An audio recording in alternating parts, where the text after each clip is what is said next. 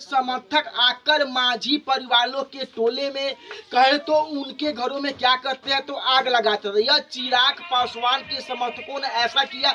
जो यह लाइन है यह राजनीतिक लाइन है, लेकिन आपको बता दें राजनीतिक इसलिए क्योंकि सोशल मीडिया पर यह तमाम चीजें लगातार कही जा रही है, वायरल हो रही है। और दूसरा पॉइंट आप समझ लीजिएगा, नवाना अग्निकांड को लेकर आपको हम बता दें, जीतन राम मांझी प्रेस कॉन्फ्रेंस करते हैं और कहे तो वह कहते हैं कि पासवानों ने नहीं किया है, बल्कि आपको बता दें यादवों ने उत्साह कर ऐसा करवा दिया है।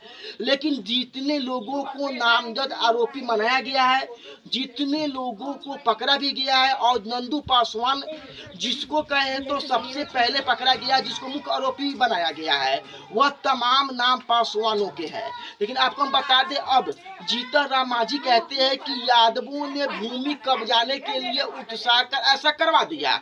लेकिन और जीतन राम मांझी खुद अब तक उनके अपने जाति के लोगों के साथ ऐसा हुआ, लेकिन वह नहीं पहुंच पाए। सोशल मीडिया पर यह तमाम चीज़ों वायरल हो रही है। सोशल मीडिया पर यह एक धारा कह रही है, जो आरजेडी सपोर्टर तेजस्वी का सपोर्टर है, अगर वाकई में यादव इसमें डायरेक्ट इन्वॉल्व हो जाता है तो अब फिर देखते कि अब तक कैसा तांडव हो रहा होता है नेशनल मीडिया में, पूरे के पूरे देश में। लेकिन चूंकि अंजाम देने वाले पासवान है, इसीलिए इस पर इतनी चर्चा हो रही है, काफ़ी हो रही है। आपको पता, तब हमने सोचा कि पासवान मांझी और यह तमाम चीज़ों के बीच क्या कुछ हो रहा है, और इन तमाम चीज़ों के बीच यादव राजनीति कर इस मामले में जो हुआ है उसके ऊपर बातचीत की जाए और पूरी की पूरी कहानी बताई जाए।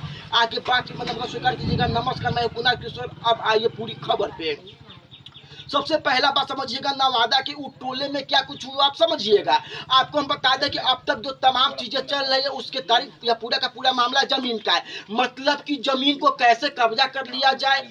अब एक आदमी जो है, जो आरोप लगाया जा रहा है कि वह पासवान जाति का है, लेकिन और जो वह आदमी कुछ लोगों के साथ आता है, घर में आग लगाना शुरू कर देता है।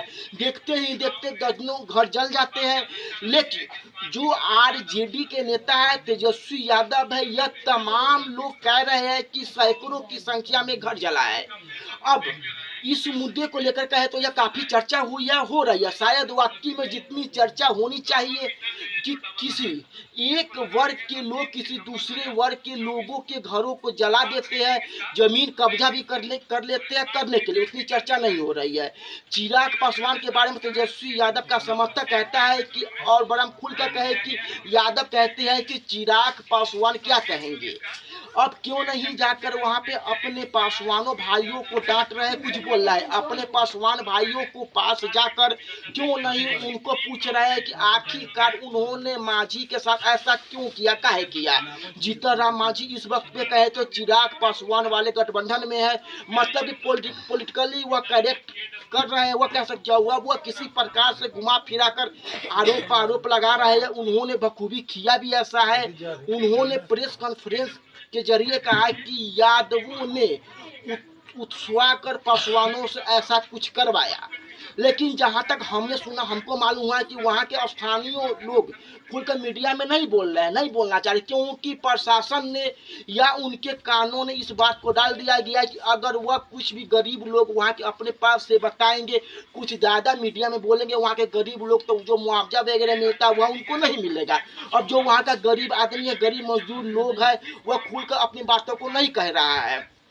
और कुल मिलाकर कहे तो नवादा अग्निकांड की कहानी यह है कि पासवान, यादव और मांझी तीन मोहरे चुन लिए गए हैं, और कहे तो तीनों मोहरे पर जिसके हिसाब से जो सूट करेगा वह राजनीति करेगा। और कहे तो अंततः वहाँ के मांझी को क्या मिलेगा, नहीं मिलेगा, वहाँ के दलितों को क्या मिलेगा, नहीं मिलेगा, दलितों को आप शायद अच्छी तरीके से इसको समझ पा रहे होंगे।